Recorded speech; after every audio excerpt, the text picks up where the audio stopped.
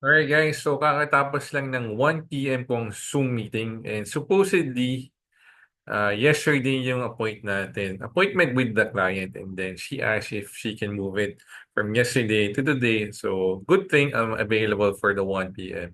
So we agreed upon that yesterday. So medyo busy lang si ma'am kasi may business siya and everything. So okay naman yun, understandable. So following day, today, ang meeting namin scheduled, no?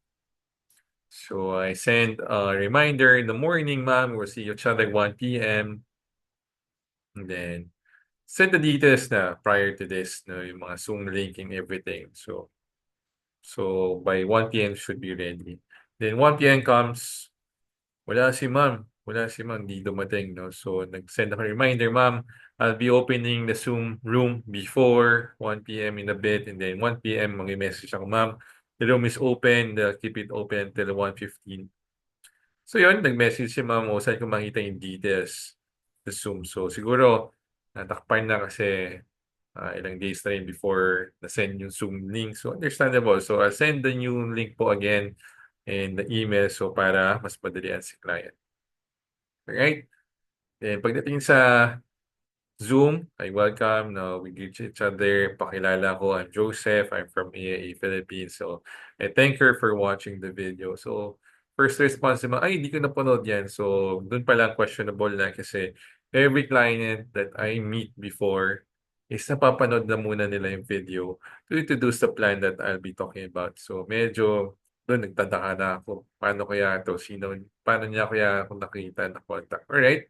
Okay lang naman yun, we can manage through the meeting. The second, first thing I always ask the client is, how much time do we have for this meeting? Para hindi rin ako nagmamadali or hindi rin ako matatagalan in the meeting to respect their time also. Alright, so you agree upon 30 minutes, no? So mga 1:15 na siya dumating for 1 p.m. So, during the meeting, I ask questions. I go, ganito po kasi, no? This is how I work. No? If I see we're a good fit, we're a good fit. If not, thank you na lang. We can be friends.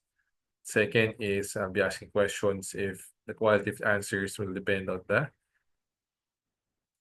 your answers talaga. So really helpful, really important din kasi yan if you're meeting with a financial advisor. So I'm getting the sense na nagmamadali talaga si client and this is not going as expected, no? Which is okay.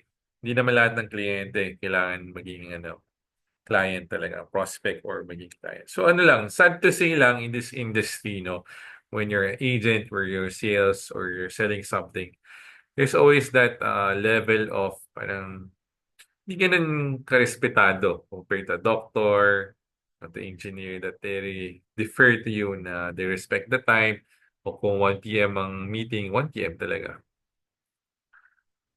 No? If we agreed na may 30 minutes tayo, they'll give you 30 minutes. Hindi yung parang minamadali ka. So, today, siguro, after this meeting, I'm feeling that wala pa talaga yung level of respect towards that insurance agent, real estate agent.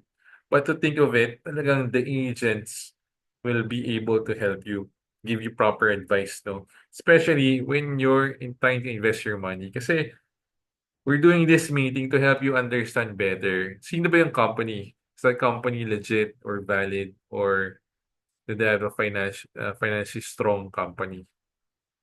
Are the plans the one that would really help you in time of need talaga? So, yun lang naman. We're not trying to take your time just to sales talk, but to give you helpful information. So, sad to say, so how I felt today. I don't know if it happens to you, especially if an agent. So, siguro ma-recommend ko, masuggest ko, if you're meeting with somebody, an agent, take the time, give the time talaga to uh, to understand what the company is, who the company is, or what the agent is trying to explain to you. Kasi it really helps, especially if you're gonna put money out, no? Hindi lang basta-basta yan. There's a process po talaga. So, yun lang.